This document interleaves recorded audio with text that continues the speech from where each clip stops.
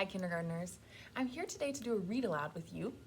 We're going to read this book together, and then tomorrow in morning meeting, we're going to get a chance to talk all together about this book. This book is called Family. Before we start, I want to ask you a question. The question is, what is something that your family likes to eat? That might be something that you cook together or just your favorite food as a family. What is something you like to eat with your family?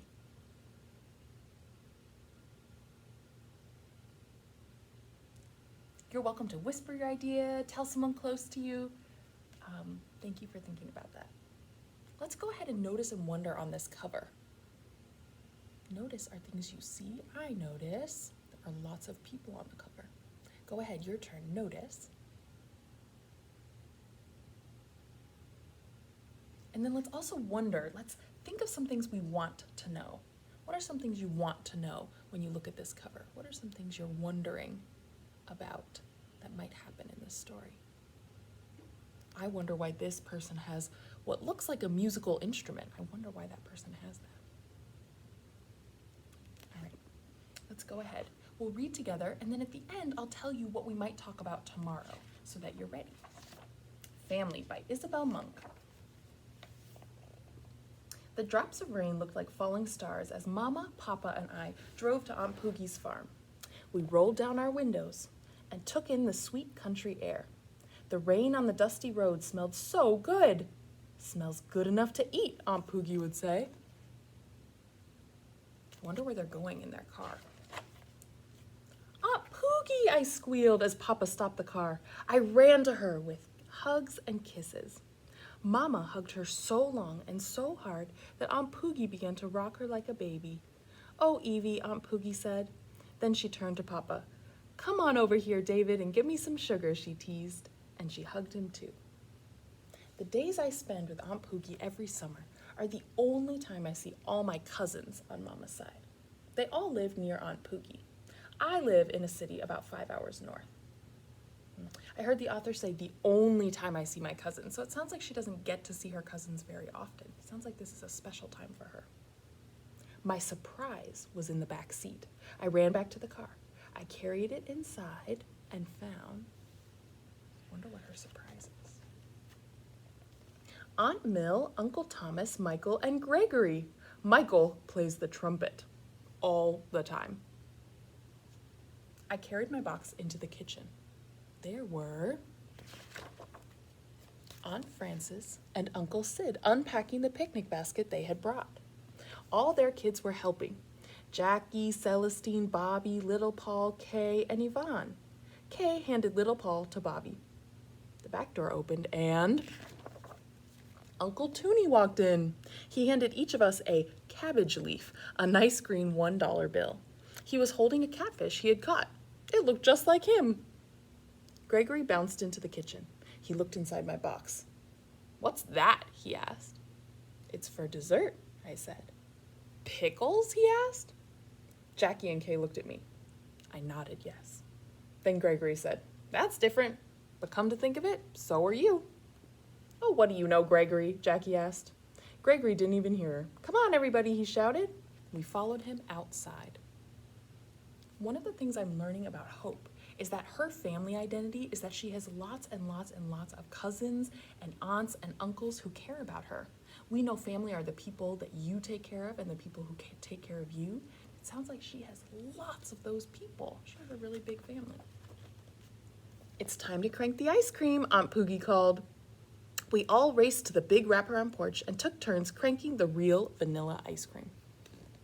When we carried the ice cream inside, I heard Mama say, This is enough food to last us a month. Everyone had brought their specialty. Aunt Poogie's hot homemade rolls under white tea towels. You didn't even have to chew them. They just melted in your mouth. Uncle Toonie's catfish was on a big platter. Aunt Frances had brought her family recipe corn pudding.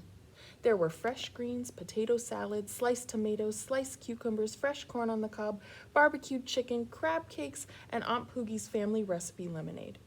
Everything except the crab in the crab cakes and the lemons in the lemonade came from right here on Aunt Poogie's farm. Just like you were thinking about something that your family likes to eat, it sounds like these are dishes that this family eats a lot. And I know that because it says their specialty, something that they're really good at, something they've made a lot. It makes me wonder, why are they eating the same food over and over? Why do they keep doing it? You people look like you haven't had a decent meal since last August, said Aunt Poogie. Who's gonna say grace? Gregory said, I will. As we bowed our heads, we heard him say, good greens, good meat, good grief, let's eat. There were a few chuckles before Celestine said, may we continue to be blessed with good times, good food, and loving family. With that, everyone said, amen. We ate, talked, and laughed a lot.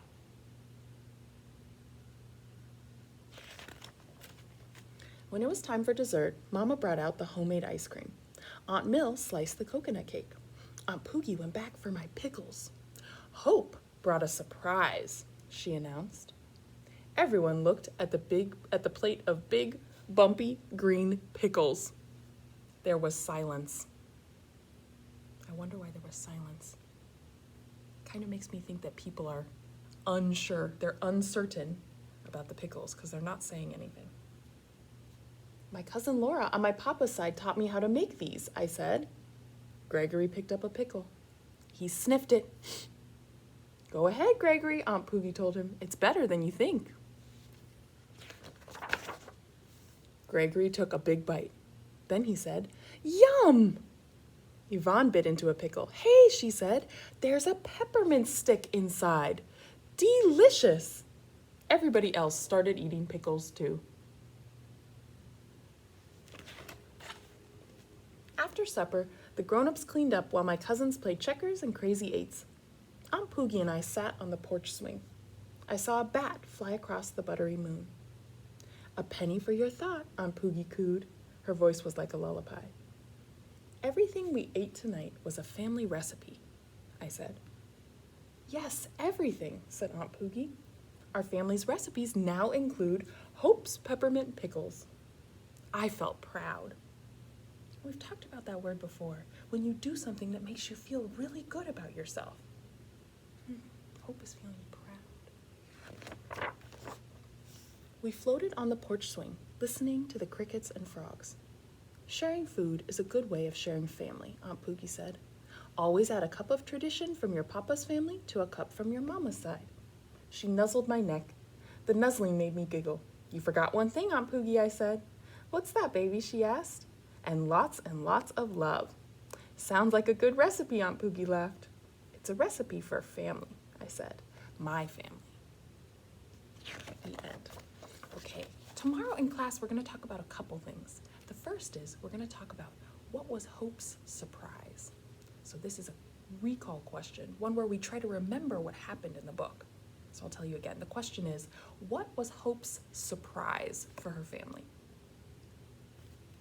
The second thing we're going to talk about is, how do you think the characters feel on this page when they're eating dinner together? How do you think they're feeling? And a good answer there will sound like, I think they're feeling because, and then you might use something that you heard in the words, the author told me, or something you see in the picture, the illustrator showed me. So we'll talk about that page and how the characters are feeling. And last, tomorrow, we might talk about why you think this family is making the same recipes over and over. Why would a family eat the same thing over and over? Why would they make the same recipes? Great, thanks for reading with me. We'll talk about it tomorrow.